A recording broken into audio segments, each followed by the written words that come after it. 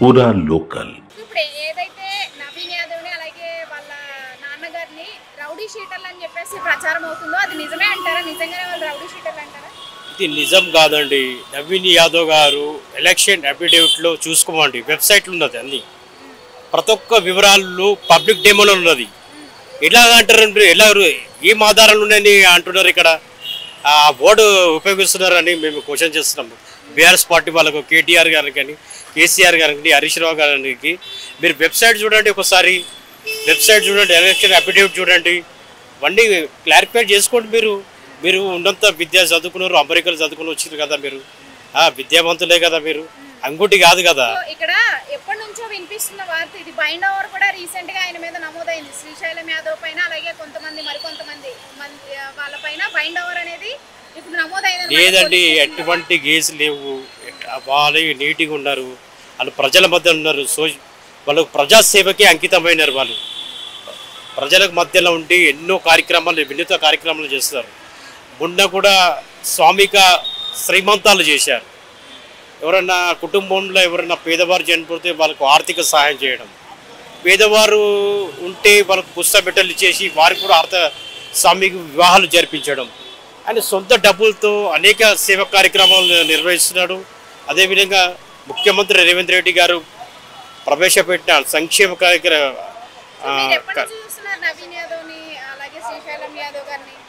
మేము గత 35 సంవత్సరాల నుంచి మేము పాలిటిక్స్లో.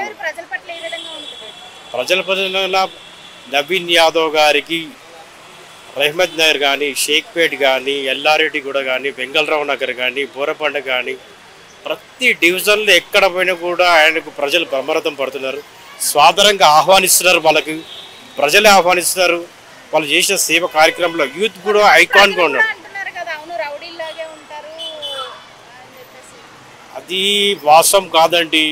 అది ప్రతిపక్ష పార్టీలు చేస్తే ఆరోపణలు, విమర్శలు తప్ప అది ఎక్కడ కూడా నిజంగా రుజువు చేయమండి వాళ్ళని. వాళ్ళు అఫిడేవిట్లో ఎలక్షన్ అఫిడేవిట్ ఉంది కదా, వెబ్సైట్ ఉంది, రుజువు చేయమండి వాళ్ళని. అది ముమ్మాటికి నిజం కాదు. కాంగ్రెస్ బలపరిచిన అభ్యర్థి క్యాండిడేట్, ఎంఐఎం సపోర్ట్ కూడా మాకు ఉన్నది. వాళ్ళు బలపరుస్తున్నారు, వాళ్ళు తప్పేముందండి, వాళ్ళు బలపరుస్తున్నారు, వాళ్ళు తప్పేముంది వాళ్ళ కాంగ్రెస్ పార్టీకి. కాంగ్రెస్ ఇలా పొత్తు చేసుకోవడం వల్ల మొన్న రీసెంట్ గా గోరక్షణ యువకుడి పైన గన్నకాల్పులు జరిగాయి. ఎంఐఎం పార్టీ వల్ల చేశారు. అందుకే కాంగ్రెస్ ప్రభుత్వం అసలు స్పందించలేదంటారా దాని మీద? కాంగ్రెస్ పార్టీ ఎప్పటికీ ప్రతిస్పందన ఇస్తూనే ఉంటుంది. ఏదానికైనా కూడా స్పందన ఇస్తూనే ఉంటుంది. మా పిసిసి అధ్యక్షుడు మహేష్ కుమార్ గౌడ్ గారు, వారు వాళ్ళ టీం అక్కడ అందరూ ఇస్తూనే ఉన్నారు. సో ఇదంతా ఎలక్షన్స్ కోసం బీజేపీ పార్టీ వాళ్ళు కానీ మిగతా పార్టీ వాళ్ళు కూడా చేసేదంటారా? లేకపోతే నిజంగానే అంటే అందరికీ ప్రజలకి ఇది ఒక డౌట్ వస్తుంది అనమాట. కాంగ్రెస్ ప్రభుత్వం అది సంఘటన జరిగింది ఎక్కడో, ఇక్కడ జూబ్లీహిల్స్లో ఏం ప్రభావం ఉంటుందండి? అది బయట జరిగిన సంఘటన. ప్రభుత్వం కోసం వస్తే కాంగ్రెస్ ఎందుకు స్పందించట్లేదు? ప్రభుత్వం స్పందిస్తూనే ఉన్నది కదండి, ప్రభుత్వం స్పందిస్తూనే ఉన్నది. అందరూ ఉన్నది, అందరికీ సెక్యులర్ పార్టీ ఇది.